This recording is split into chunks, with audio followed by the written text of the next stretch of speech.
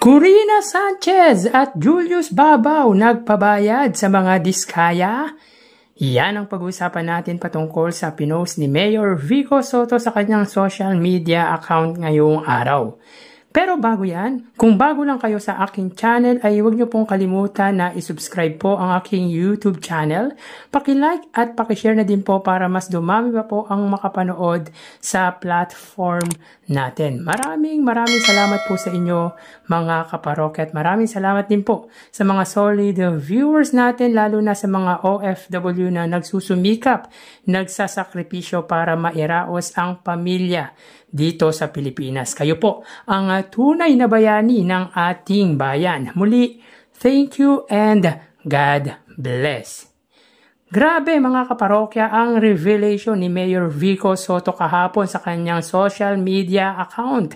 Matapang at talagang palaban na Mayor Vico Soto ang kinalaban ng mga diskaya. Talagang in-expose nito ang katiwalian di lang sa mga bilyong-bilyong naging kontrata nito under DPWH, kundi in-expose din po nito ang tila kalakaran sa mga mainstream journalist or mainstream media journalist tulad nila Julius Babaw at Miss Corina Sanchez na kung saan mga kaparokya ay na-interview ng mga ito ang nakalaban ni Mayor Vico Soto last national election na mag-asawang Curly at Sara Diskaya. So ayon po sa post ni Mayor Vico Soto, with this interview again going viral, let's look at it from a different angle. So mas may malalim pa po palang nangyari sa interview na to mga kaparokya ni Julius Babaw at Miss Corina Sanchez sa mga diskaya. So tuloy po natin bago tanggapin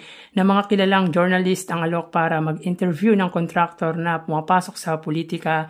Hindi ba nila naisip na, uy teka, ba't kaya handa itong magbigay ng 10 million para lang magpa-interview sa akin? So wow mga kaparokya, 10 million para sa isang interview sa mga sikat na journalist na sina Corina Sanchez at Sir Julius Babaw. I know for a fact that there are many good, honest people in media who are disappointed, if not angered, at practices like this which undermine the integrity of their professions. In this case, maybe they didn't do anything technically illegal, but at the very least, it should be considered shameful and violative of the spirit of their code of ethics. Pwede silang magtago sa gray areas. Gray areas, hindi naman journalism ito. More of a lifestyle lamang. So pinakita nga po ng mga diskaya ang kayamanan nila sa interview sa dalawang journalist na ito. Kailangan kasi ng sponsor. So tama po yung mga parokya.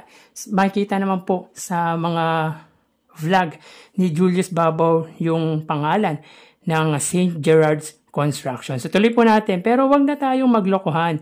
They rose to national prominence as broadcast journalists, news personalities. Puhunan dapat nila ang kanilang reputasyon at kredibilidad. At sa ganitong kalakaran, ito rin po ang reputasyon at kredibilidad na pinahihiram nila sa mga corrupt kapalit ng pera. Let's remember that corruption is systematic. It permeates into every sector of society, not just government. But we can slowly but surely break this cycle if more and more of us consistently do our part, wherever we are and whatever our position may be. One step at a time.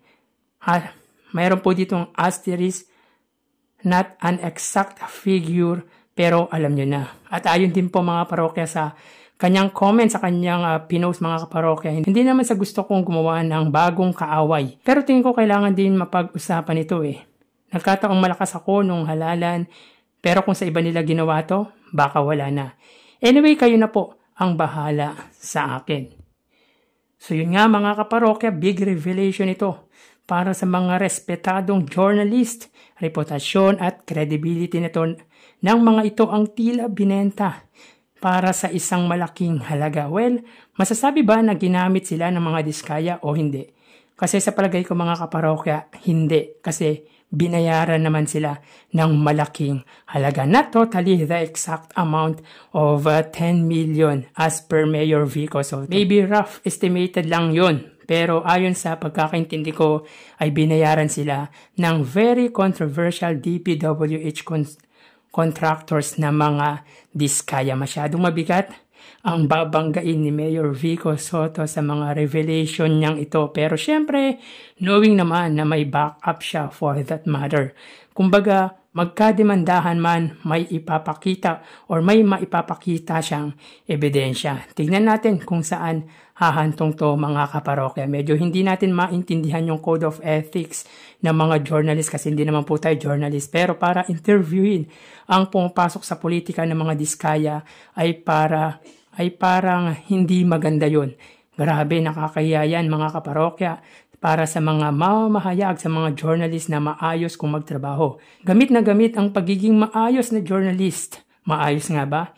Anyway, nasa likod mo kami, Mayor Vico Soto, at agree kami sa'yo na dapat malaman din namin ang kalakaran sa likod ng malamatinong image ng mga journalist na nagpapabayad pala. So hanggang dito na lang po tayo mga kaparokya.